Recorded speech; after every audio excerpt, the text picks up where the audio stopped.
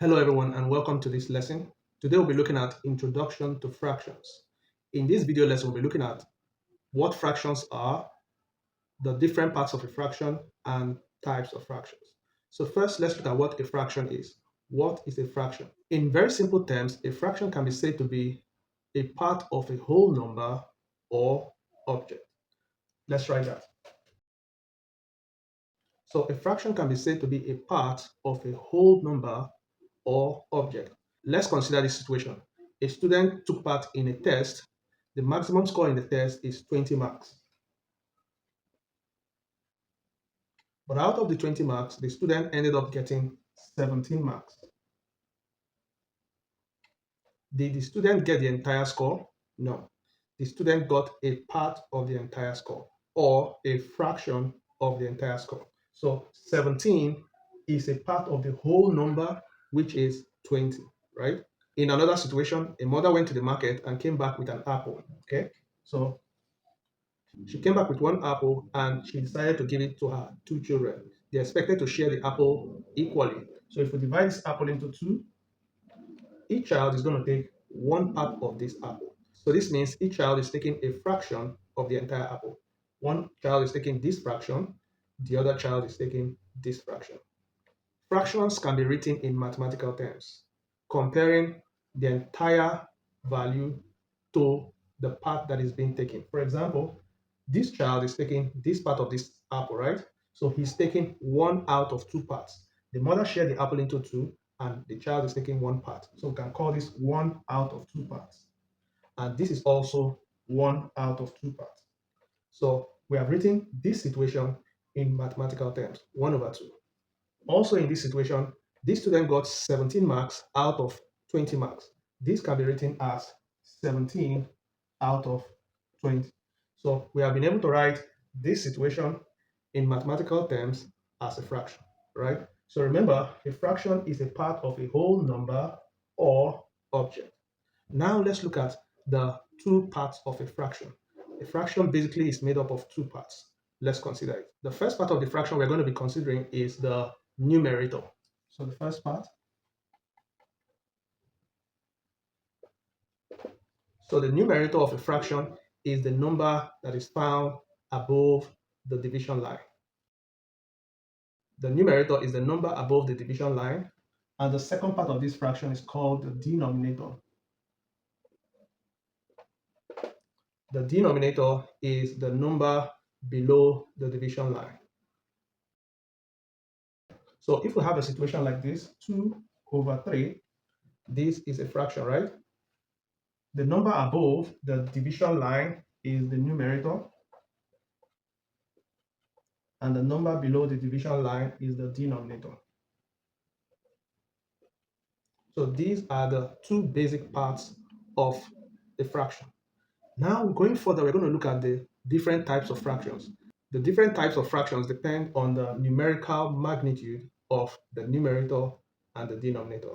There are three basic types of fractions we are going to be considering. Let's look at them. The first type of fraction is called proper fraction.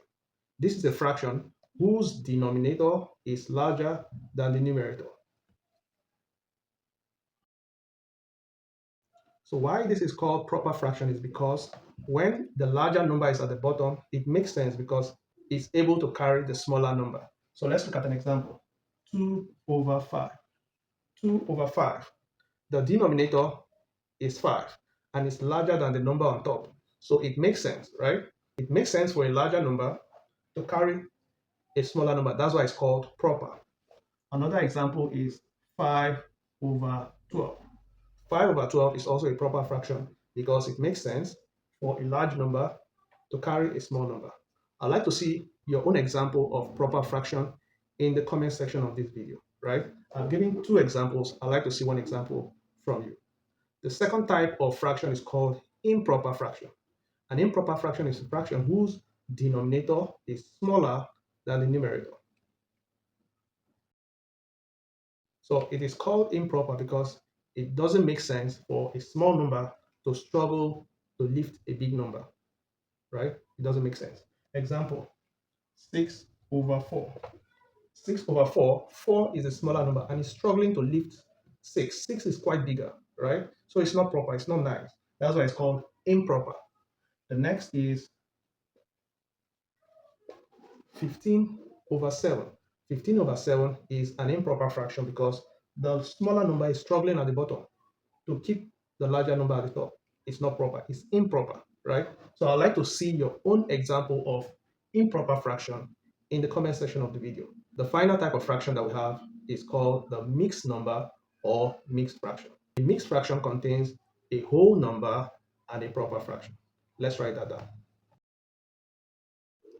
A mixed number contains a whole number and a proper fraction. Let's look at some examples. So in this example, we have 2 whole number. 2 is a whole number, and then we have 1 over 5.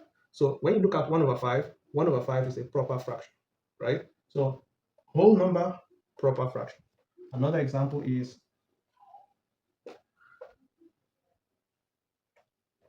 this is also a mixed number, a whole number and a proper fraction. But the next fraction I'm going to write is not a mixed number.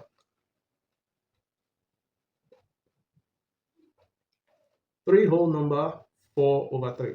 Why is it not a mixed number? It's not a mixed number because although it has a whole number, this fraction is not a proper fraction, it's an improper fraction.